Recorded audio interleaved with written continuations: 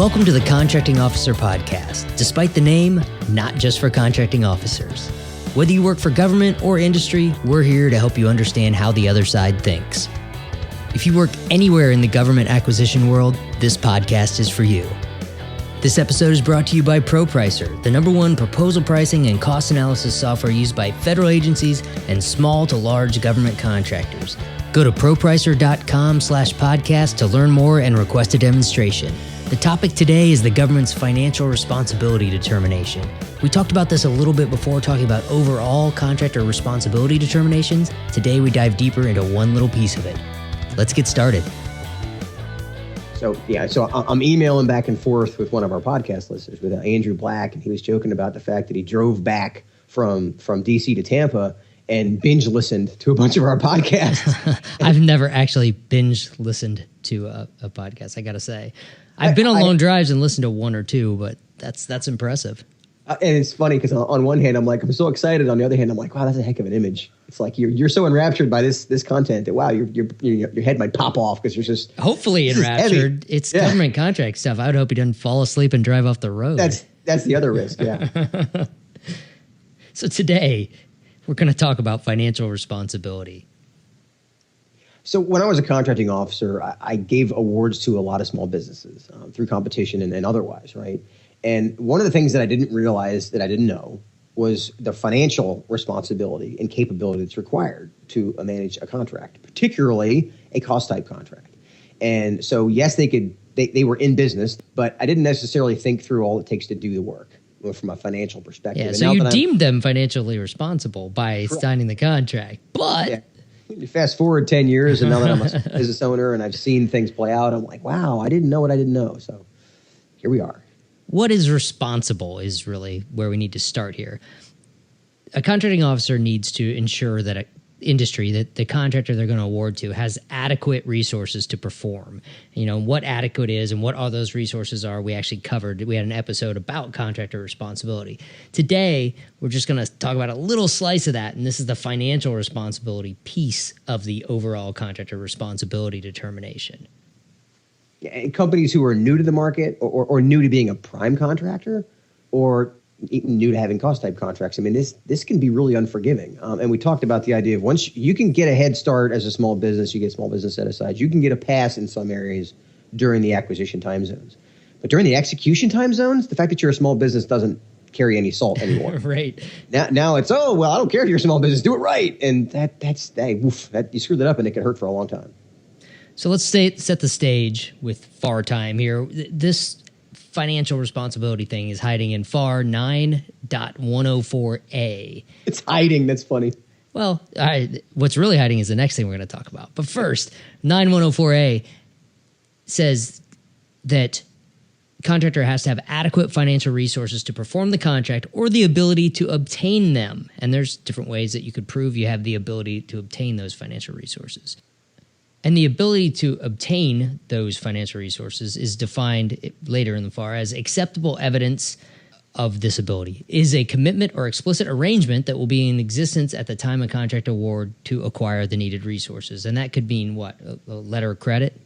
Letter of credit. It could be lots of evidence of, yes, we have the ability, we have a purchase order in place that we can execute. We have an option to exercise this piece of equipment when we get the contract, contingency, whatever. But yeah, a lot of that stuff. Or another contract will be awarded that will change their cash flow situation. There's many ways you can improve it. But FAR expects you to be responsible, you have to have the necessary organization experience and also accounting and operational controls. And we'll talk about why that's important in a minute.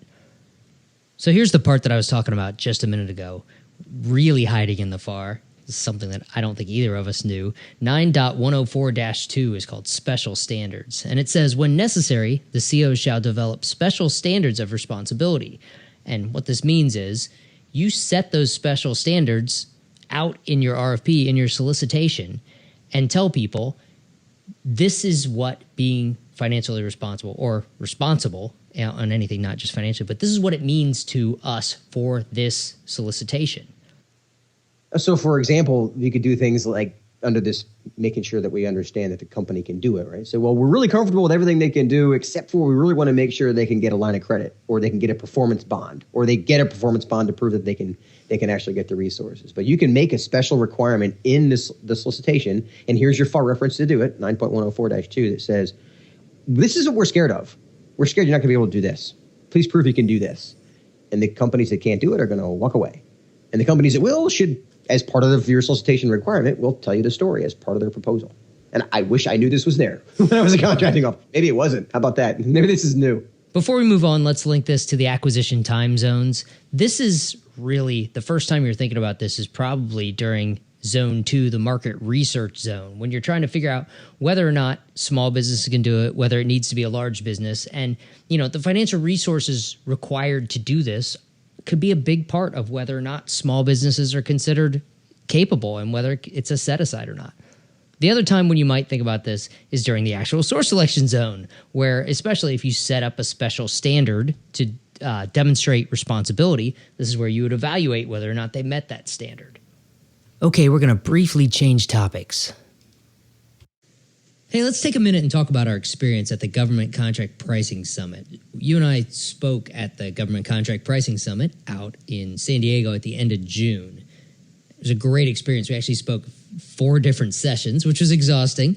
It was a lot of content. It was a lot of fun. We had great back and forth discussions with the audience. It was industry and government. It was kind of cool to be able to get the pricing perspective, to watch it play out in real time right in front of us, watching government and industry discuss, when you do this, this is what happens. It was exactly the kind of stuff that we built the podcast to do. It was super cool. Yeah, across the whole summit, there's great content from a lot of speakers. I really liked hearing Shay Assad, the Director of Defense Pricing. He spoke about the current situation with pricing, and he had a lot of perspective for industry from the government side about how the government views things. I thought it was really valuable.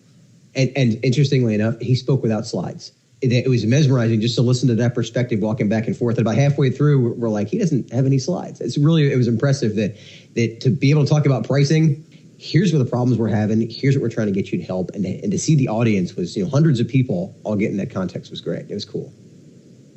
The networking was a lot of fun too. I got to tell you, it was a neat to be able to meet so many pricing people. My favorite part was during one of our sessions, we assumed that most of the attendees were from the industry side. And I think one time I got a little too far over, maybe poking government contracting officers just a little too hard.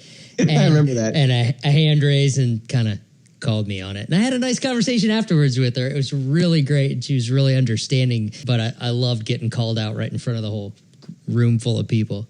And I like the fact that it led to a real conversation. Yeah. Between government and industry right there on the spot. So it was awesome. And of course it was San Diego. I mean, the Bayfront Hilton, it was a great environment for this. It was awesome place to be. Yep. And I'd like to thank the ProPricer folks for inviting us out to speak at the Government Contract Pricing Summit. Hope to do it again. It was the first time they'd done it on that scale. It was a leap for the Government Contract Pricing Summit team to have that many people with that caliber, and they did a great job. Yeah, I thought it went off flawlessly. Okay, now back to the episode. Now on to why this is so important. Again, things I did wrong, right? When I was setting up, I had large contracts, and some of them were cost type ones for services and all kinds of different stuff. And I unwittingly created problems looking back, right? So one of them was by making it really big, we're potentially getting a contractor to bid out of their weight class. It's something they targeted, we're their target agency, they want to do the work, and they want to go after this work, and it just happens to be that we have a bigger contract. A small business could do it, right? I'm not saying it's so big that it's a $5 billion. I'm not saying that big. But it's bigger than most of the companies in this NAICS code. But when it comes out and they say, well, I can do this. And so then on top of that, they go, well, crap, if I don't bid on this, even though it is out of my weight class, then I'm going to be shut out for the next 5 years. Yeah, if it's a 5-year period of performance and the next opportunity comes around 5 years later, who knows what situation your business will be in if you don't take a swing at this. So you want to bid, even if it means stepping up in your weight class. The problem with that is sometimes it's really hard to take that leap up to the next rate class. And especially when you're talking about financial responsibility. And so the example that kind of jarred us along on this topic is being able to effectively project rates. on a cost type contract to say, okay, this is going to cost X amount 3 years from now. We're going to be able to get people for this much. Our overhead's going to be X amount 3 years from now. And the problem with that is that, okay, as a contracting officer, as the people looking over the work, as the small business being, very optimistic about what's going to happen, you go, okay, cool, let's go. And they don't realize that they don't know what they don't know. And I didn't either. I mean, I fully admit, as a contracting officer, I had no idea that I was setting up I was putting a landmine in their path. So 3 years later, they maybe overestimate what their rates were, and they end up having to make a payment to the government to get them back in line, and they weren't ready for that big of a payment, and yikes, they have a bill they can't pay. And I'm telling this because it's happened. And so that's the things that you don't know that you don't know. This is a great one.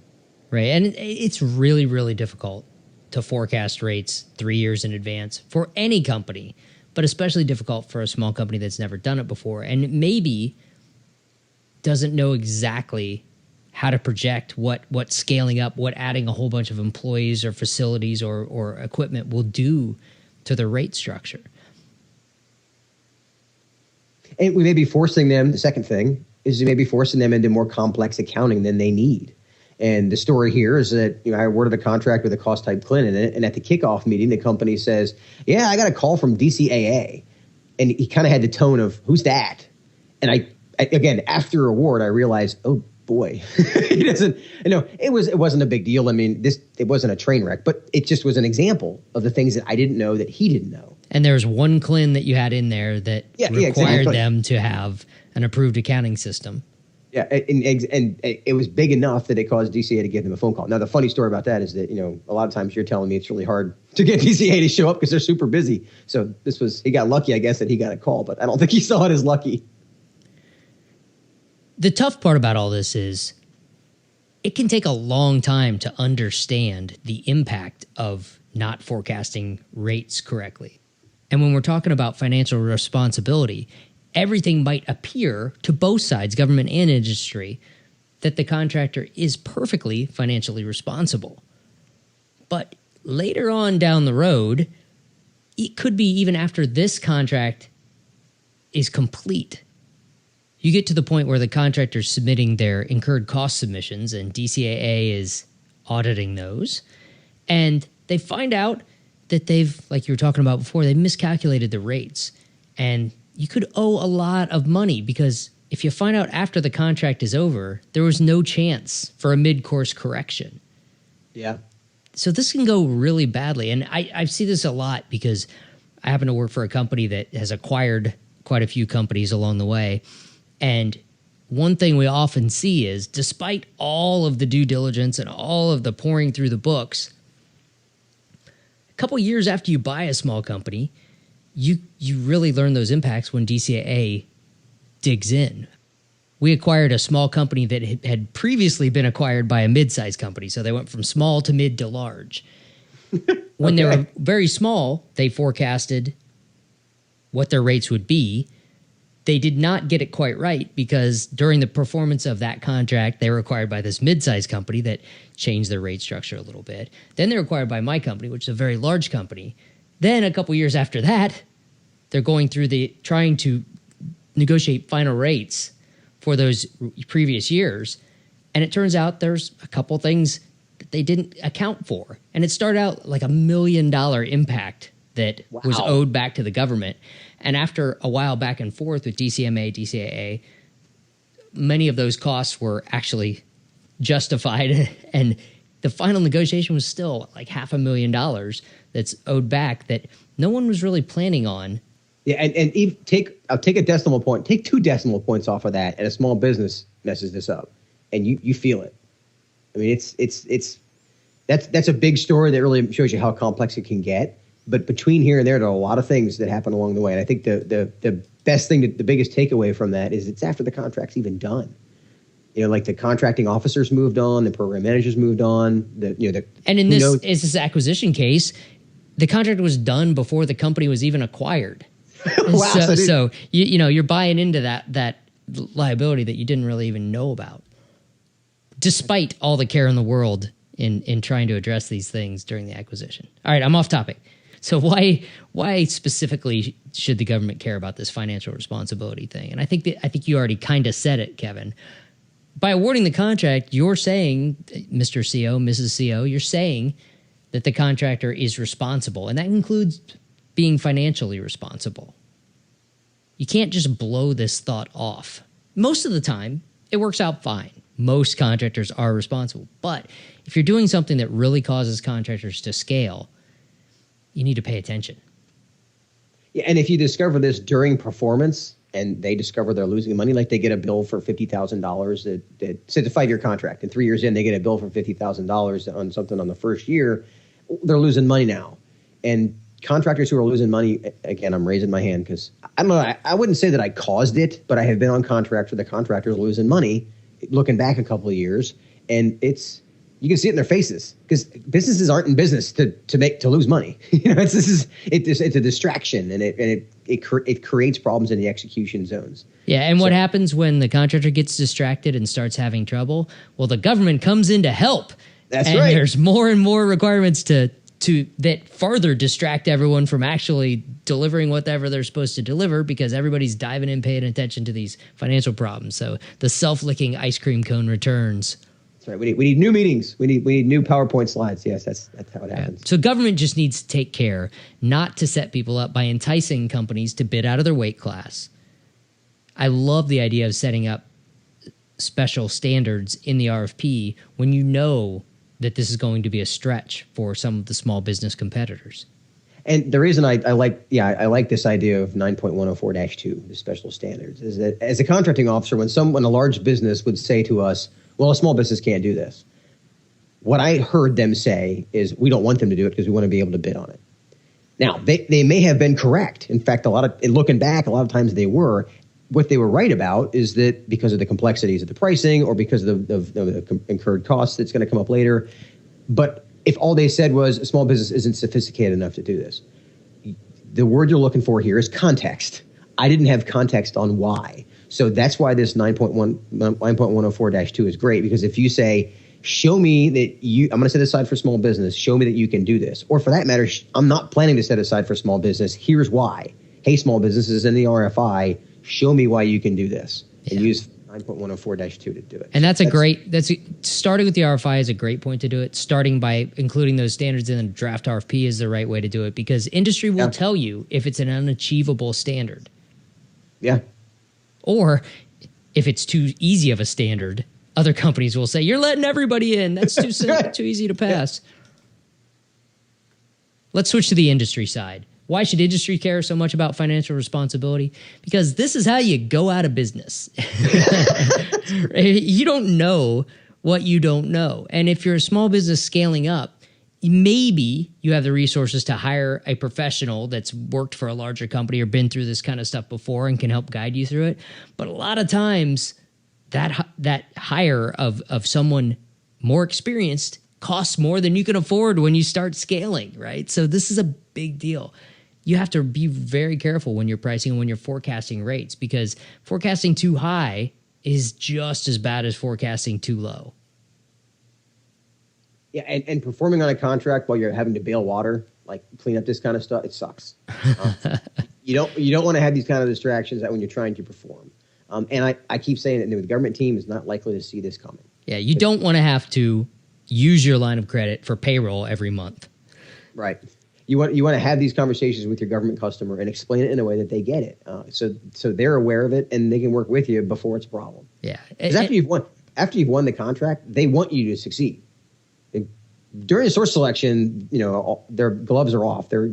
Competition is going to do its thing. But once the contract's awarded, they're not in the business of doing more source selections. If there's a problem, they want to know about it. They want to be able to help you fix it, or at least let you fix it.